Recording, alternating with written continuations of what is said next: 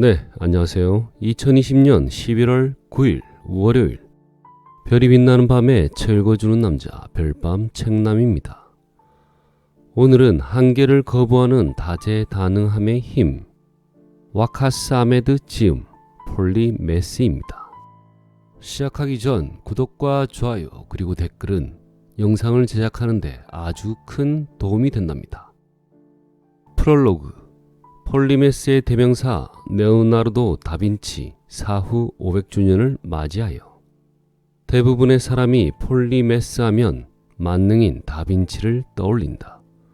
회화, 조각, 건축, 무대 설계, 음악, 군사공학과, 토목공학, 수학, 통계학, 역학, 광학, 해부학, 지리학, 식물학, 동물학.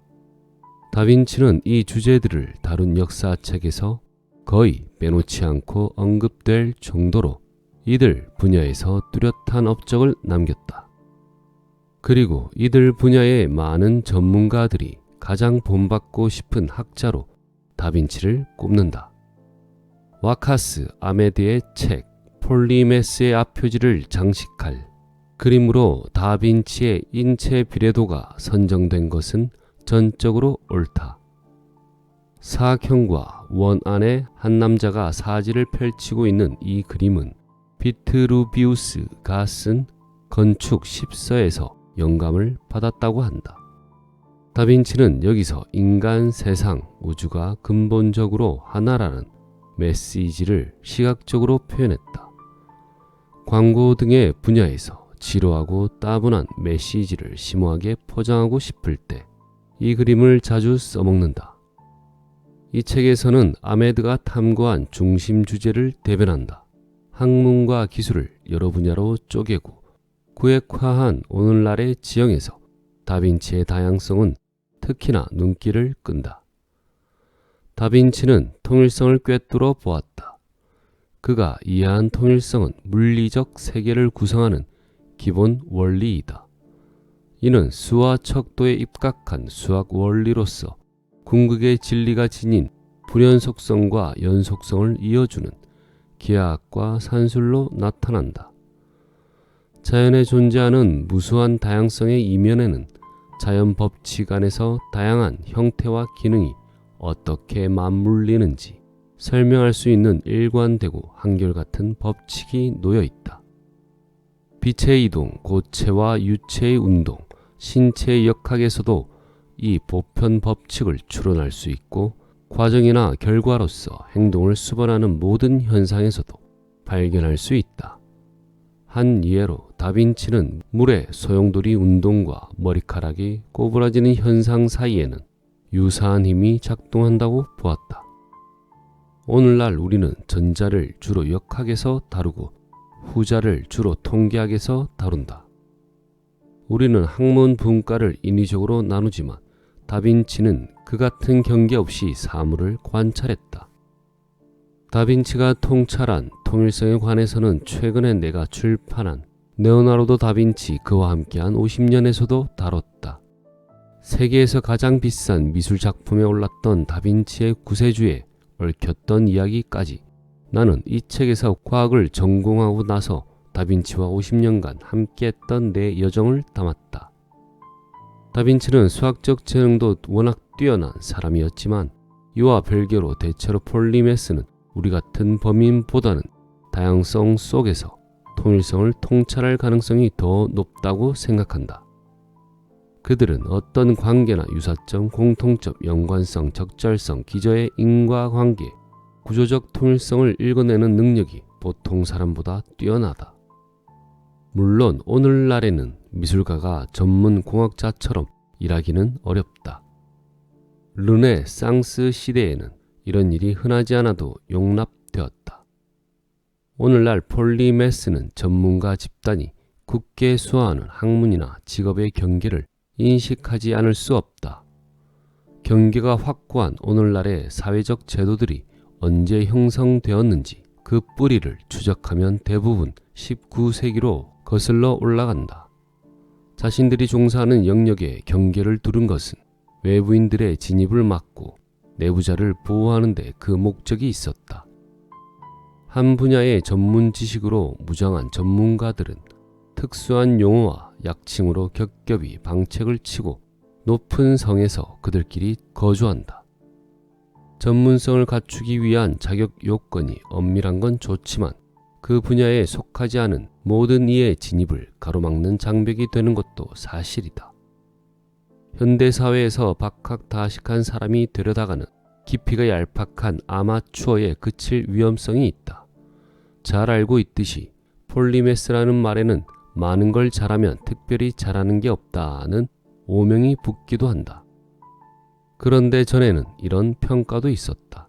많은 걸 잘하면 특별히 잘하는 게 없지만 하나만 잘하는 사람보다는 낫다. 미술과 과학 분야에서 일어난 위대한 혁신을 들여다보면 내부자들이 현재에 안주하고 있을 때 외부인이 들어가 새로운 통찰을 제공한 경우가 많다. 유전자 시대를 맞이한 생물학은 물리학자와 화학자들의 공동 연구로 새로운 학문으로 탄생했다. 코페르니쿠스가 16세기에 일으킨 혁명은 혁신적인 천문 관측 도구 못지않게 미의 관념에도 크게 영향받았다. 1905년에 발표한 논문에서 아인슈타인은 현대 천문학과 물리학 이론의 옳고 그름을 종합적으로 검토하는 대신 공간과 시간, 에너지를 하나로 통합하는 직관적인 통찰을 간결하고 우아하게 보여주었다. 그는 내부자였지만 외부인의 관점에서 문제를 생각할 줄 알았다.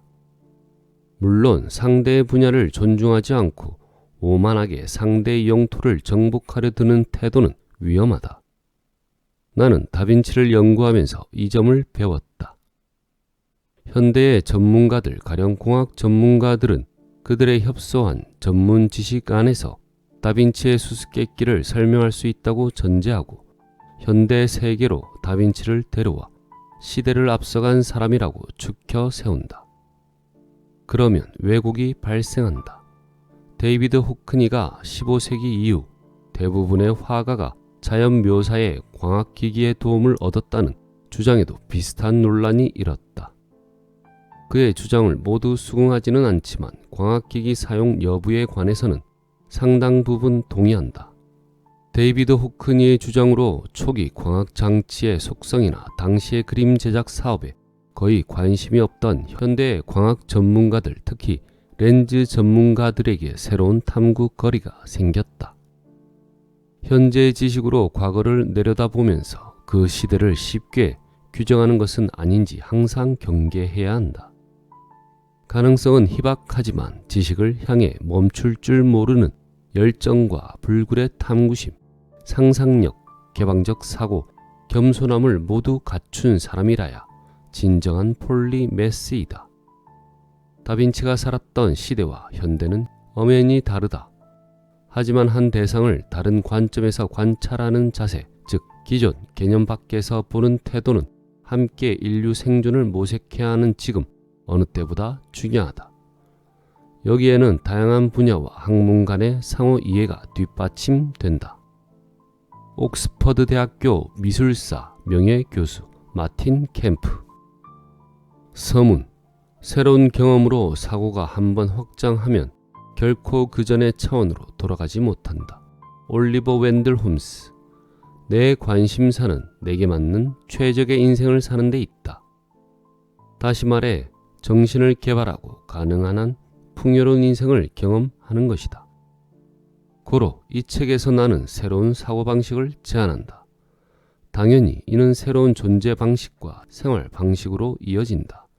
내가 제안하는 방식은 우리보다 인생을 더 잘한다고 주장하는 세력들이 정상으로 규정한 방식과는 다르다.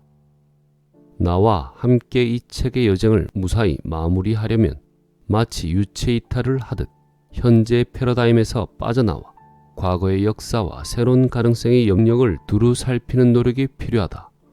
부분과 전체, 철학적인 것과 실용적인 것, 사물과 대상 그리고 그 연관성에 관해 늘 깨어있는 의식으로 자주 사유하고 올바로 성찰하는 생활에서 새로운 변화가 시작된다. 변화의 끝에서 당신은 모든 잠재력을 실현한 완전한 자신을 만날 것이다.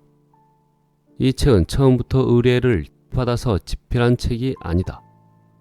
개인적인 호기심에서 오래전부터 공부했던 결과물인데 최근 들어 이 중요한 사실을 세상과 공유할 때가 되었다는 생각이 들었다. 이 책에는 물리적, 정서적, 영적 차원에서 그동안 내가 겪은 경험과 여기서 얻은 관점이 녹아있다. 경험은 우리의 정체성을 규정한다. 각각의 사유와 감정, 매 순간 우리 내로 흘러들어오는 정보와 지식은 시간이 흐르면서 우리가 대상을 보는 관점에 미미하게 혹은 뚜렷하게 영향을 미친다. 이는 단순히 직관적인 추측이 아니라 신경과학에 기초한 사실이다. 인간 진화의 본질은 뇌 신경망에서 드러난다.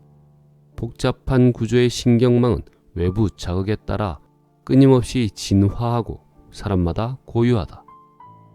뇌의 속성이 그러하므로 나는 주도적으로 뇌를 움직이면서 또 뇌가 나를 움직이는 대로 반응하면서 자료를 조사하고 이 책을 집필했다.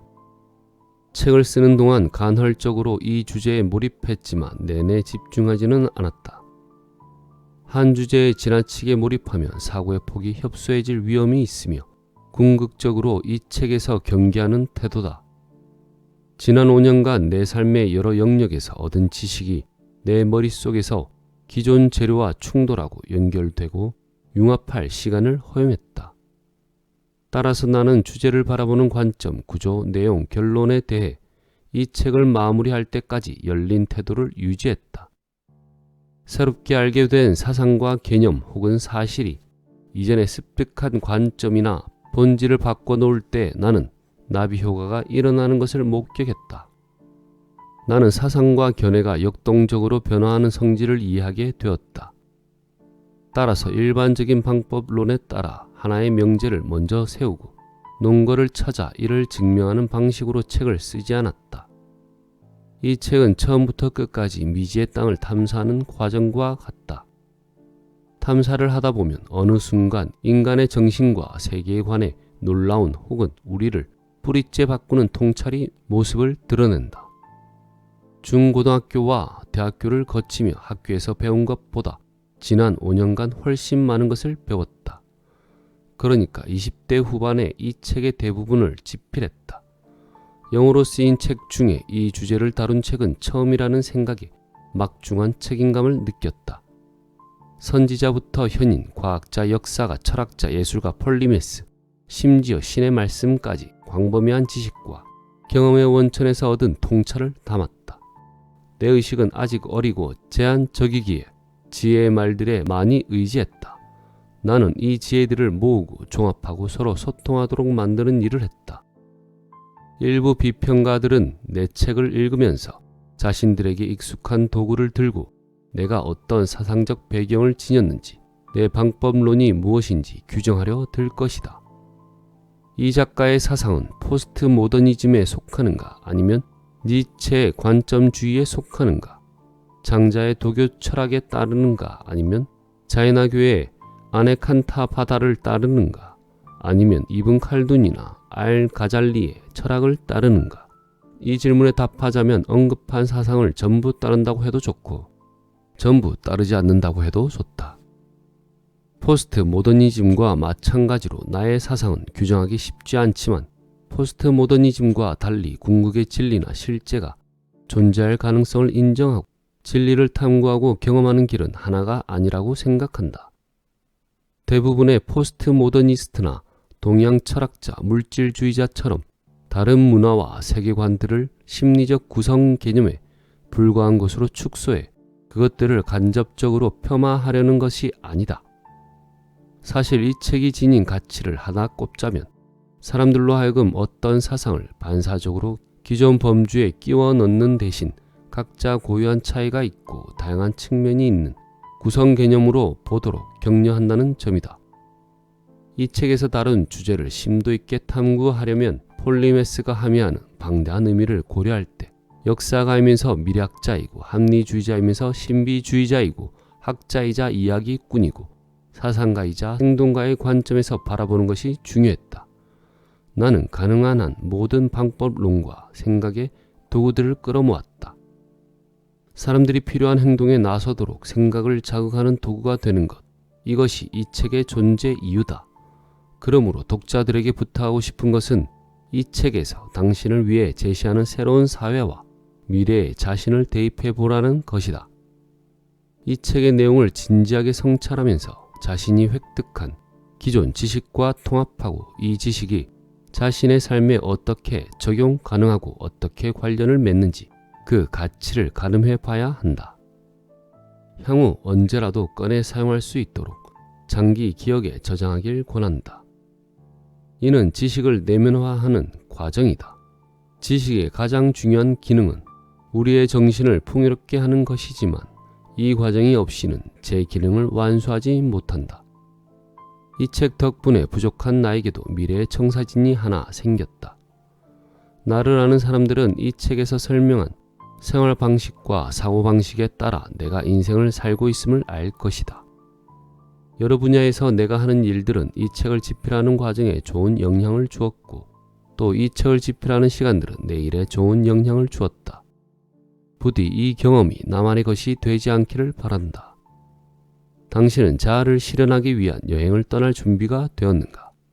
그리고 이 책이 그 여행을 준비하는 데 조금이라도 도움이 된다면 그 혜택은 모두 신의 은총이고 이 책의 부족한 점들은 모두 내 탓이다. 책을 세상에 내어놓았으나 이것으로 끝은 아니리라. 시간이 지나면 또 다른 통찰을 얻은 내가 또 다른 모습으로 새로 할 말이 생기지 않겠는가? 가령 중국어를 배우거나 사모와 부족과 함께 살아본다든지 아니면 동물학을 공부하거나 류트 연주법을 배운다든지 혹은 철인 3종 경기를 완주하고 나서 이 책을 다시 열어본다면 확실히 진일보했으리라 장담은 못해도 새로운 통찰을 발견했을 게 틀림없다. 그러면 덧붙이거나 수정하고 싶은 대목이 생길 테니 그때 가면 개정판을 내든지 혹은 별도의 책을 낼 수도 있을 것이다. 어쩌면 나보다 더 자격을 갖춘 이가 그 일을 할 가능성도 배제할 수 없다. 이 책에서 다루는 주제는 워낙 복잡하고 관련 자료를 조사하는 일은 완결할 수 없는 과제다. 다빈치가 말했듯 예술은 결코 완성할 수 있는 목표가 아니다. 중단하지 않을 뿐이다. 같은 의미로 당장은 손에서 이 책을 놓으려고 한다. 2018년 10월 와카스 아메드. 오늘의 책은 여기까지입니다. 나머지 부분은 책으로 만나보시길 바랍니다. 폴리메스, 레오나르도 다빈치, 하면서 자연스레 고개를 끄덕이는 것은 저만 그런 걸까요? 미켈란젤로며 다빈치며 역사의 그들이 언급되면 아무 이유 없이 자연스레 경외감이 우러나온 듯 합니다. 이 책의 서두를 읽으며 스스로 가졌던 다양한 관심사를 이상함과 산만함이 아닌 자연스러움이라 다시 한번 생각해보는 시간이 되었습니다. 과거의 폴리메스를 살펴볼 이 책이 많은 분들에게 영감을 주었으면 좋겠습니다. 함께 해주셔서 고맙습니다. 영상이 도움이 되셨다면 구독과 좋아요 그리고 댓글을 부탁드립니다.